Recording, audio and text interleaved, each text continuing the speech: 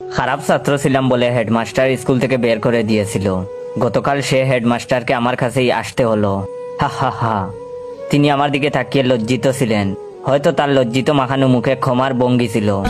তার কাজটা করাতে আমি কোনো টাকা নেইনি, যাতে তিনি বুঝেন সে অপমানের উত্তর। অবশ্য সেদিন বের করে না দিলে আজ এই অবধি আসতে পারতাম না। আজ এমন এক পর্যায়ে আসি আমি, সবাইকে আমার কাছে কোনো না কোনো ভাবে আসতে হয়। সবাই তাদের স্বীয় কাজের মাধ্যমে আমাকে টাকাও দিয়ে যায়। সেদিন এক পুলিশ এসেছিল, তাকে ওর টাকা ছাড়া ছাড়িনি। প্রথমত টাকা দিতে চায়নি, পরে আমি চেয়ার থেকে উঠে জোর করে টাকা আদায় করেছি।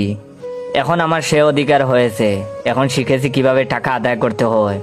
বড় বড় অফিসাররাও আজ আমার ছায়া তোলে, ভাবতেই ভালো লাগে। অথচ যখন টাকার অভাবে এসএসসি পরীক্ষায় হাত পেতেছি এসব নাম করা বড় লোকদের কাছে, কেউ সেদিন সে খালি হাতকে বরিয়ে দেয়নি, ফিরে তাকায়নি অবধি। অবশ্য তাকালে আজকের পর্যায়ে আসতে পারতাম না। হা হা হা হা। প্রতিটা প্রতিষ্ঠিত শিক্ষিত মানুষের উচিত একজন করে শিক্ষিত মানুষ তৈরি করা, লালন করা। অথচ কেউ করে না। যদি করতো সেদিন টাকার অভাবে আমাকে কাঁদতে হতো না, রাস্তায় দাঁড়াতে হতো না। অবশ্য করলে আজকের পর্যায়ে আসতেও পারতাম না। তাই ধন্যবাদ তাদের।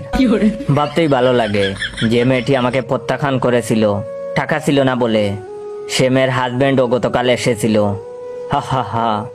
অন্যরকম ভালো লেগেছিল আমার কাছে। লজ্জায় সে বাইরে ছিল, আমার অফিসেও ঢুকতে পারেনি। অবশ্য সেদিন টাকার জন্য আমাকে রিজেক্ট না করলে আজকের পজিশনে আসতে পারতাম না। হা হা হা। তবে তার লাঞ্ছনায় একটা কথা বুঝেছি, ভালো ছেলের জন্য মেয়েরা তাদের হাত ধরে না, মেয়েরা হাত ধরে শুধু টাকার, শুধু টাকার। যেদিন থেকে বেকার হয়ে ঘুরেছি রাস্তায় রাস্তায় একটা কাজের আশায়, সেদিন সবার ধিক্কার পেয়েছি। অবশ্য ধিক্কার না পেলে আজ এই অবধি আসতেও পারতাম না। হা হা হা। আজ আমার অফিসে এসে সবাই সিরিয়াল দেয়, ওয়েট করে, একবার দরজা খোলার অপেক্ষায়। তাদের গাম দেখতে ভীষণ ভালো লাগে আমার। অবশ্য সেদিন তারা আমার গাম না জড়ালে আজ এই আসনে অধিষ্ঠিত হতাম না আমি। সমাজের এই সকল ঘৃণতম শ্রেণী থেকে টাকা আদায় করতে পারতাম না আমি। হা হা হা হা। জানেন, ছোটবেলায় বাবাকে হারিয়েছিলাম। কেউ কাছে এসে বলেনি বাবা মারা গিয়েছে তো কি হয়েছে, আমরাও যে তোমার বাবা, আমরাও যে তোমার অভিভাবক। অবশ্য বললে আজ এই অবধি আসতে পারতাম না। হা হা হা।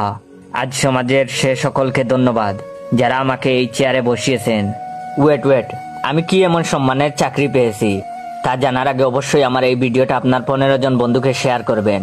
এবং যারা যারা চান আমি রেগুলার ফানি ফানি গল্প দেই, তারা অবশ্যই আমার অরিজিনাল টিকটক অ্যাকাউন্ট বাইসা বনফায়ারকে ফলো দিয়ে রাখবেন।